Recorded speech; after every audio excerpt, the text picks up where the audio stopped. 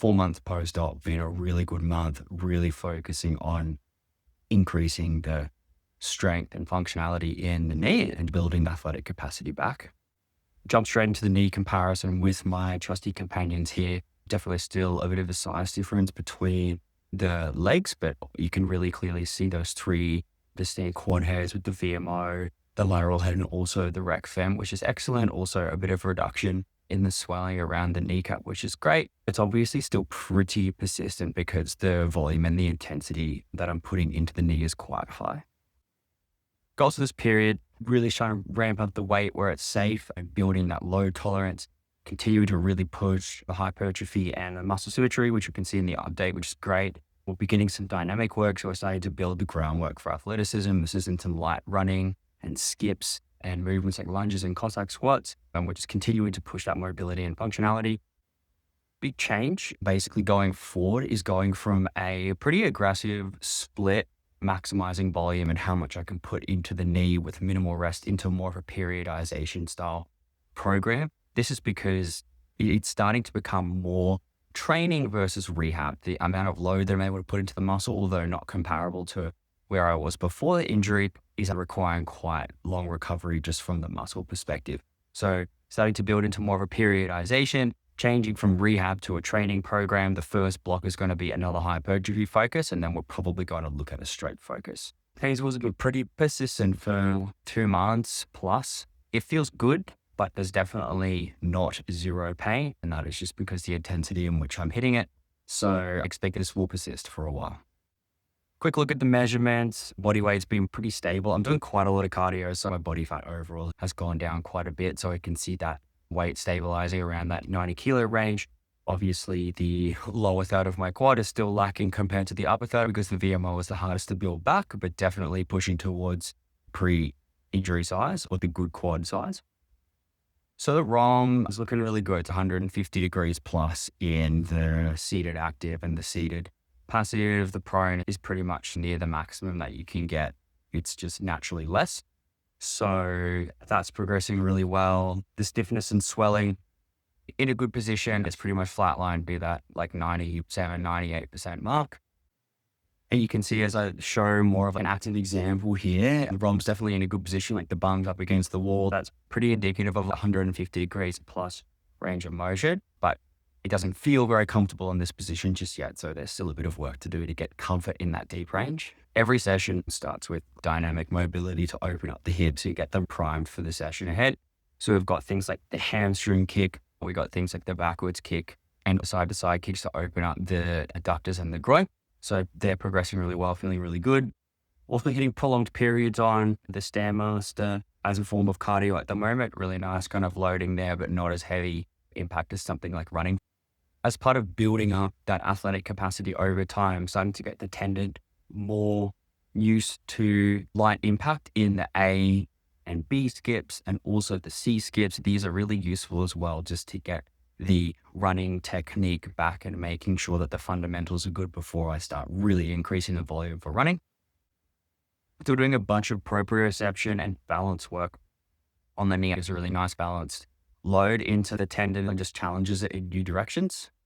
In this period, did our first run, which was really good. I'm starting to run now maybe once or twice a week and really controlling this with pain, not pushing it too hard because the recovery can be quite long. These are anywhere between 1 and 4 kilometers, keeping it on the treadmill at the moment because it's a bit lighter from an impact perspective. We'll probably move up to grass and then to the concrete next. Other dynamic movements that we're looking at are things like lunges, so really letting that drop into the rep and spring out of the rep, obviously with light weights, but just priming that tendon for a little bit more dynamic movement. And also things like Cossack squats, which are really nice mobility exercise as well. You can see my healthy side has got much more depth than my operated leg at the moment, so a bit of work to do there. Have a look at some of these quad strength metrics, hitting quads at least 3 times a week, with one of those sessions being isometric. With the new periodization, I'm going to be reducing that intensity. So if we just focus on the most recent lifts and that 4-week mark, 340 kilo leg press, 12 reps, slower controlled reps. Great. Slant board front squats, which put quite a lot of pressure on the tendon. 80 kilos, 12 reps controlled. Quite good there. Bulgarians up around the 70 kilo mark for 10 reps. slow and controlled as always, focusing on hypertrophy, and the back squats up around the 100 kilo mark for 10 reps, which is slow and controlled. So the strength is definitely getting there. It's not really close to where it was prior to the injury, but good progress, especially since we've only been loading the quad for 6 weeks. Just a quick look at the front squats here. So these are on the slam board. Depth is getting just a little bit below 90, which is good. The goal is pretty much to build back full strength around 90 and then pull back all the weights and basically build all the way back up with a full range of motion. Generally, I'm squatting with my ass against my calves. Back squat here, one of the top sets from the last week, feeling really good. Nice controlled slow reps. Knee feels good under the weight, which is great. A little bit of getting used to the axial load in terms of having heavy weights back on my back, but it feels great. Really loving the leg press for isometric work because I can pretty much just load it straight into that tendon. It's really safe because I can have the stoppers just there and there's no additional parts of my body that are fatiguing, which may lower the amount of weight or time I can hold it for. Love the Spanish squats for ISO exercises. Always coming back to this week on week just to see how we're progressing. It feels really nice. Leg extensions in a really good spot. I found it a bit tricky, to be honest. When I started loading these, the pain was quite high, but really starting to build that tolerance in the tendon. And now the VMO is starting to kick in versus being tendon dominant. Really starting to get some gains here, which is great. Leg extension machine at the gym was broken for a week or two, so playing around with the bench and using a foam roller to extend that range and using bands. Highly recommend this as a regression exercise. If the leg extensions on the machine are too hard or too sore, you can get some really good VMO activation without as much force going into the tendon at the lower end of that range.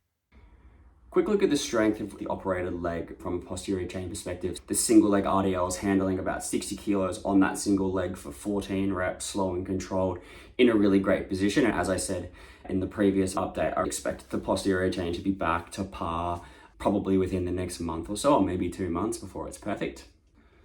Into some of the movements, I'm really enjoying getting back into a little bit more bilateral work. The single leg stuff is excellent for isolating, but it's really nice to be moving everything as a little bit more of a system and a unit. I'm feeling that I'm not compensating as hard with the non-operated side of my body.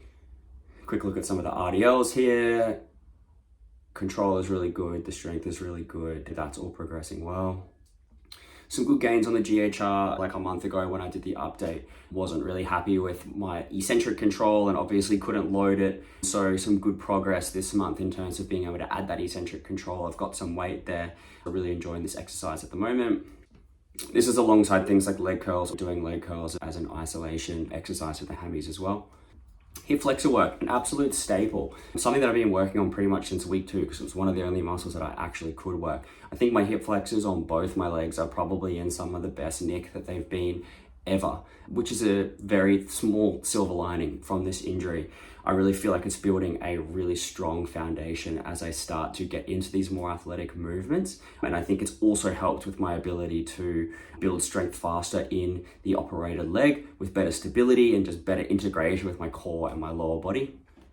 Abductor work, always smashing this one out, looking for new ways to progressively overload, create more stability in this exercise as well. So one of the key exercises I've been doing to build the adductors back is the Copenhagen plank. I've been working on this one for a while and I've been doing regressions in terms of having it closer up towards your knee and also doing more kind of just holds. As this progresses, finding a lot less pain in the inner knee, etc., and a lot more strength and stability in the adductor. So this is an excellent one to add into the mix.